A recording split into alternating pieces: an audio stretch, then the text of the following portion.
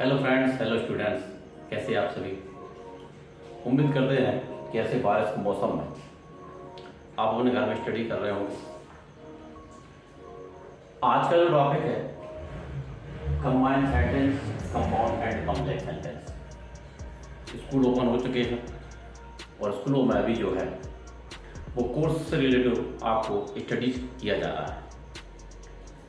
Grammar से related यदि आपको अभी तक स्कूल में नहीं बताया जा रहा है तो मेरे वीडियो को वॉच करते रहें और मेरा जो चैनल है नेशनल आईडी के सर, इसको आप सब्सक्राइब करें। मैं आपकी ग्रामर से रिलेटेड प्रॉब्लम सॉल्व करके कोई ना कोई वीडियो बनाता रहता हूँ। आज का जो वीडियो है वो है कंबाइंड सेंटेंस। एक्चुअली में कंबाइंड सेंटेंस जो है वो है कंजक्शन पर डिपेंड। कंबाइंड सेंटेंस से रिलेशन में क्लास 9 से लेकर 12 तक जो है बहुत से सेंटेंस आते हैं और जो है कॉम्पिटेटिव एग्जाम में भी इस प्रकार के सेंटेंस पूछ जाते हैं। फ्रेंड्स एंड डियर स्टूडेंट्स, आज इसी टॉपिक को हम आपको समझाने जा रहे हैं। आपको इसको समझना है, समझने के साथ साथ नोट भी करना है, सीखना भी है। सीखेंगे तो सिखाएंगे। तो कॉम्प्लेक्स सेंटेंस और कंपाउंड सेंटेंस, इन दोनों में डिवाइडेशन किया गया है। एक्चुअली में ये कंजक्शन के ही भाग है। कंजक्शन में सबऑर्डिनेट कंजक्शन और कोऑर्डिनेट कंजक्शन, इन दो भागों में बांटा गया है। एक संबंध जैसे हमने यहाँ पे लिखे हैं एंड, बोथ एंड, बट और अदरवाइज और बिकॉज, इनका हमें यूज करना है। इनसे दो बातों को जोड़ने के लिए यूज किया जाता है। तो सबसे पहला जो सेंटेंस है, God made the country, man made the town. God made the country, man made the town. तो यहाँ पर यूज किया जाएगा गॉड मेड द कंट्री और एंड से दूसरे उपवाक्य को जोड़ा जाएगा। उपवाक्य मीन्स क्लास, इस फर्स्ट क्लास से सेकंड क्लास को हमें जोड़ना है और एक सेंटेंस बन जाता है। तो God made the country and man made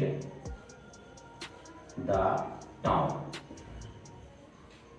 and का प्रयोग वहां किया जाता है जहां दो क्लास में समानाधिकरण वाली बात हो, समानता वाला भाव हो और दोनों ही कंडीशन में एक समान कार्य किया जा रहा हो, मतलब नेगेटिव संदर्भ न हो, वहां हमें एंड का प्रयोग करना पड़ता है। अगला सेंटेंस है आशा sings bell, Usha sings bell. आशा sings bell, Usha sings bell में यहाँ आशा और उषा दोनों ही अच्छा गा रही हैं।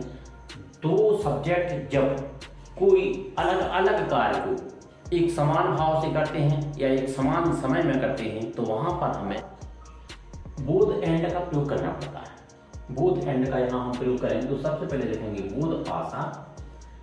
तो आशा लिख दिया। अब हमें आशा या उषा का जो नाम है वो शॉर्ट में नहीं लिखना है क्योंकि नेम जो है वो कैपिटल में लिखे जाते हैं। तो बोध आशा एंड उषा, दो सब्जेक्ट हैं यहाँ पे, दो करता है आशा और उषा और एक ही कार्य को एक समान समय में कर रहे हैं। तो बोध आशा एंड उषा सिंग्स वेल। तो ऐसी कंडीशन में हमें बोथ और एंड का प्रयोग करना पड़ता है। अगला सेंटेंस है Sudhir is poor, Sudhir is intelligent. जहां एक सेंटेंस में समानता का भाव प्रकट हो रहा हो और दूसरे सेंटेंस में जो है वो नेगेटिव संदर्भ वाली बात है, मतलब नकारात्मक भाव हो, तो ऐसी कंडीशन में हमें बट का प्रयोग करना पड़ता है। बट वाले सेंटेंस में कभी कभी दूसरे क्लास में नॉट मिलता है और कभी कभी नॉट नहीं मिलता है। ऐसी कंडीशन में हमें उसको समझना है क्योंकि कभी कभी सेंटेंस ऐसे भी आते हैं, आपको ब्रैकेट में दे दिया जाएगा यहाँ पे यूज बट या यूज एंड या यूज और या यूज अदरवाइज, यूज बिकॉज। कभी कभी ऐसा भी होता है कि ऐसा ना देके उन्होंने सीधा लिख दिया मेक ए कंपाउंड सेंटेंस या मेक ए कॉम्प्लेक्स सेंटेंस। तब हमें यही समझना है कि हमें एंड बट आर अदरवाइज का प्रयोग करना है और वहां हमें सेंटेंस समझना जरूरी है। इसके लिए आपको कंजक्शन का चैप्टर रीड करना पड़ेगा। फ्रेंड्स, वीडियो को वॉच करते करते आप मेरे channel Dinesh Tiwari D sir को सब्सक्राइब करें। मैं फिर से रिक्वेस्ट करता हूं और बेल आइकन पर क्लिक करके नोटिफिकेशन आपको मिल जाता है। वीडियो को लाइक जरूर करें, इससे मुझे जो है मोटिवेशन मिलता है। कमेंट्स करें आपको वीडियो कैसा लगता है। चलते हैं अगले सेंटेंस पर। तो यहाँ पे लिखा है सुधीर इज पुअर, तो लिखेंगे यहाँ पे सुधीर इज पुअर अब यहाँ सुधीर इज पुअर लिखने के बाद में यहाँ लिख दिया बट, क्योंकि हमें बट से जोड़ना है, तो बट लिखने के बाद यहाँ पर लिख देंगे हम इज इंटेलिजेंट। अब क्योंकि सुधीर सुधीर 2 बार आया है तो हम एक बार लिखेंगे Sudhir is a poor but is intelligent.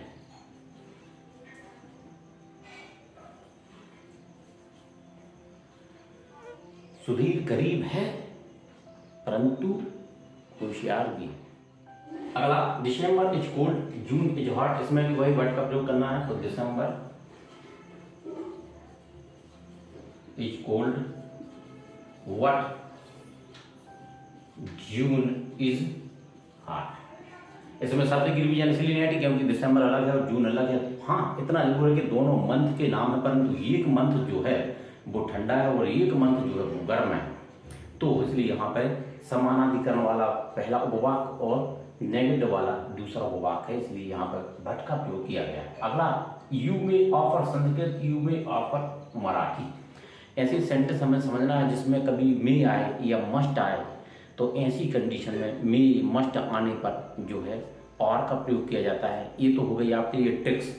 और दूसरी कंडीशन ये है कि यहाँ पर जब कोई 2 सब्जेक्ट या 2 विकल्प या 2 कर्म में से किसी का चुनाव करना पड़ता है, चूज करना पड़ता है, वहां भी आर का प्रयोग करते हैं। तो यहां लिखेंगे हम यू मे ऑफर संस्कृत। यहां पर 2 ऑब्जेक्ट का चुनाव किया गया, 2 में से किसी ऑब्जेक्ट जो है उन दो ऑब्जेक्ट में से हमें संस्कृत और मराठी किसी एक को चूज करना है। तो यू में ऑफर संस्कृत और मराठी।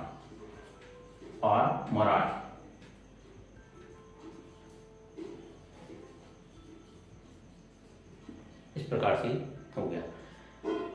अगला सेंटेंस है you must work hard, you will not pass in exam. You must work hard, you will not pass in exam. अभी हमने आपको बताया कहीं मस्ट तो कहीं मे का प्रयोग इस प्रकार से आता है, तो वहां पे हमें आर का प्रयोग करना पड़ता है। लेकिन अदरवाइज का भी प्रयोग होता है ऐसी कंडीशन में, परंतु कब होता है?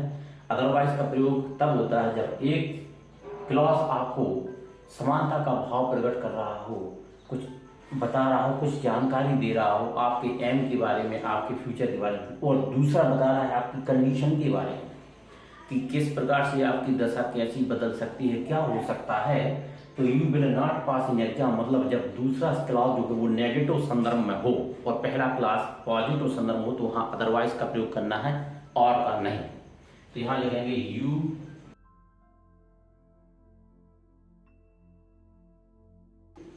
You will not pass in exam, सीधा लिख दो। इस सेंटेंस को समझाते समझाते हम आपको एक ट्रिक्स और बता रहे हैं कि अदरवाइज वाले जब भी सेंटेंस को हम बनाते हैं हमें अदरवाइज से ज्वाइन करना है, और यदि ब्रैकेट में नहीं आया कि combined this sentence use otherwise, ऐसा नहीं आया है, सीधा सीधा आ गया कि ये कंपाउंड सेंटेंस, तब वहां पे हमें क्या करना है कि आप ये ट्रिक्स है कि एक सेंटेंस आपको जो पहला क्लास जो होगा वो होगा मस्ट या मे से, और दूसरा जो क्लास होगा उसमें बिल या सेल सहायक क्रिया होगी। तो वहां पर आपको समझ जाना है कि हमें अदरवाइज का प्रयोग करना है। Radha did not go to school, she was very ill. अब यहाँ पे हमें Radha did not go to school, she was very ill, ऐसे जब कभी सेंटेंस आते हैं 10th क्लास की स्थिति में तो आपको ब्रैकेट में देंगे use because, use and, use but, use or, use otherwise. लेकिन यदि 11th 12th क्लास में कभी कभी ऐसा होता है कि घुमा के सेंटेंस दे देते हैं और वहां पे आपको लिखते हैं मेक कंपाउंड सेंटेंस या मेक कॉम्प्लेक्स सेंटेंस। तो जो विकास है वो कॉम्प्लेक्स सेंटेंस के अंतर्गत आता है, मतलब सब ऑर्डिनेट क्लास के अंतर्गत। तो यहाँ Radha did not go to school, तो यहाँ लिखेंगे ऐसा लिख दिया। यदि आपको समझ में ना आए तो मेरी वॉइस, मेरी आवाज आप तक पहुंच रही है, स्पष्ट समझ में आ रही होगी, तो इसको आपको सुन के भी नोट करते जाना है सेंटेंस को। Radha did not go to school,